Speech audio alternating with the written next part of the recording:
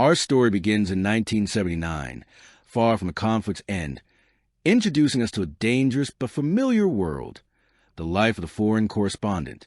We first meet Russell Price, a celebrated American photojournalist, a man who prides himself on being an objective observer.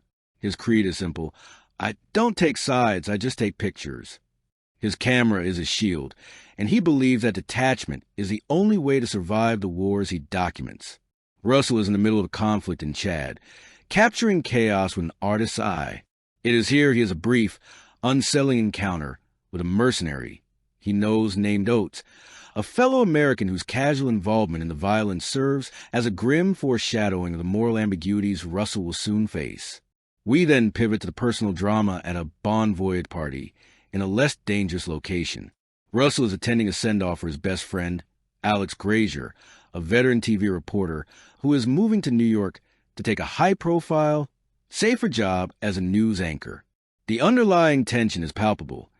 Russell is having a secret affair with Alex's on-again, off-again girlfriend, Claire Strider, a fiercely independent radio journalist who shares Russell's passion for covering international crises.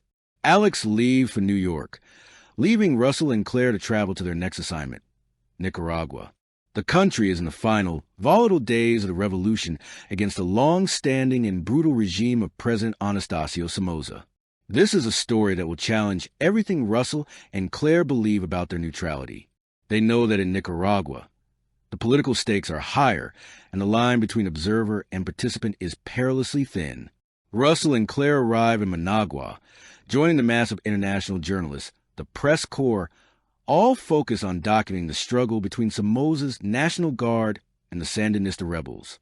The atmosphere is charged with paranoia and the constant threat of violence, contrasting sharply with the relative safety of their hotel base. They meet Marcel Jazzy, a smooth-talking, well-connected French intelligence agent who acts as a fixer for many journalists, maintaining close ties to the Somoza government.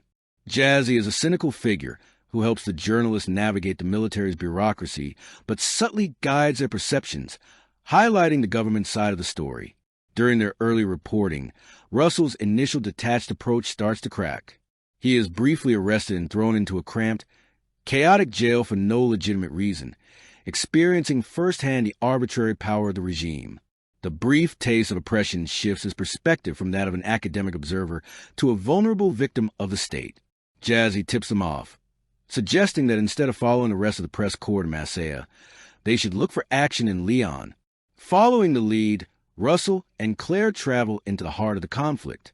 In Leon, they find the streets erupting in intense, close-quarters gun battles, giving them a much more visceral, human look at the revolution. In Leon, Russell and Claire are caught up in the heavy fighting.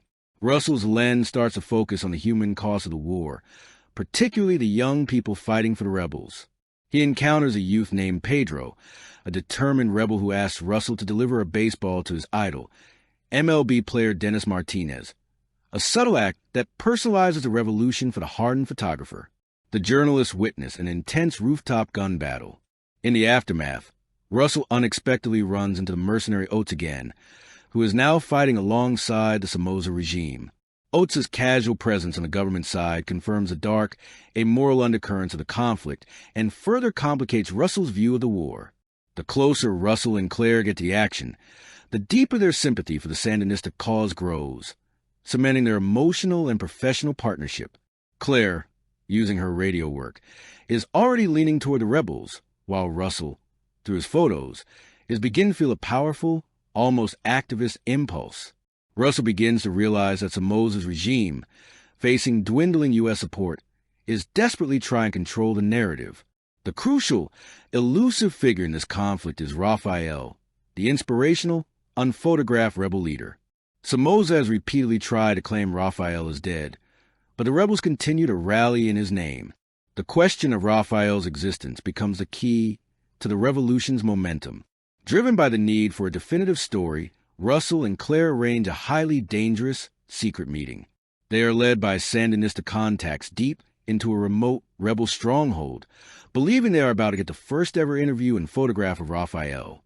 Upon arrival, the journalists are led to a small room. The rebels finally reveal the truth.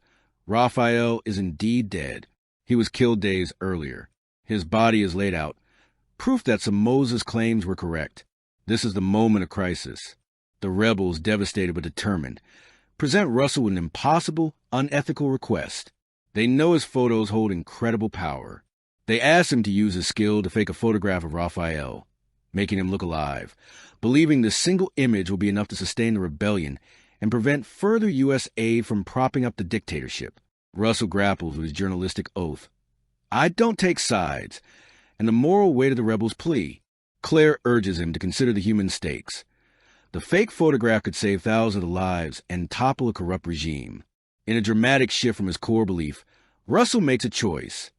He sets up the shot, manipulating the scene to capture a portrait of a living hero. He chooses activism over objectivity. Russell's stage photograph is a spectacular success. The image of the living Raphael electrifies the Sandinista movement, becomes an iconic symbol of resistance, and is broadcast globally, putting immense pressure on the Somoza government. The ripple effect reaches New York, prompting Alex Grazier, Russell's best friend, to rush back to Nicaragua.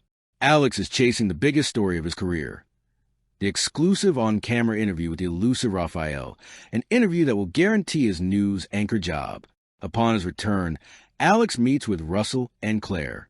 The two men have a tense, private conversation where Alex confronts Russell not only about the affair with Claire, but also about the fake photo. Alex's integrity is severely challenged, but he realizes the powerful, positive impact the photograph has had on the revolution. Alex faces his own crisis of conscience. He has the power to destroy both Russell and Claire's careers and damage the rebel cause by exposing the truth. Instead, driven by loyalty, empathy for the Nicaraguan people, and perhaps a deep fatigue with the cynicism of his own career, Alex decides to keep their secret. He agrees to do a fluffy, non-confrontational piece on Jazzy instead of exposing the fraud. With Alex on board, Russell attempts to arrange a fake interview with Raphael through the Sandinista contacts, knowing he will have to stage a conversation with a stand-in or somehow film Alex reacting to a prepared message. The ethical compromises continue to mount for the once objective photographer. Simultaneously, the war escalates. Somoza's National Guard, realizing the revolution is gaining unstoppable momentum, begins to lose discipline, committing brutal acts of desperation. Russell and Claire are repeatedly put in harm's way. Russell is detained and encounters Oates yet again. This time, Oates is supervising a mass execution of prisoners by the National Guard. Russell, shielded by his camera, is forced to watch as Oates reveals the dark truth about the information chain. Marcel Jazzy has been using Russell's own earlier, candid photos of rebel meetings to identify and target Sandinista leaders for assassination. Russell realizes his objective work has been used for murder. The fighting makes travel perilous. Alex, eager to secure his interview and increasingly paranoid, decides to leave the hotel on his own to try and find Jay-Z or the rebels. Russell and Claire urge caution, but Alex is determined, desperate to secure the final defining piece of his career. Alex leaves the relative safety of the hotel for the war-torn streets, inadvertently walking into the crosshairs of Somoza's panicked and vengeful military forces.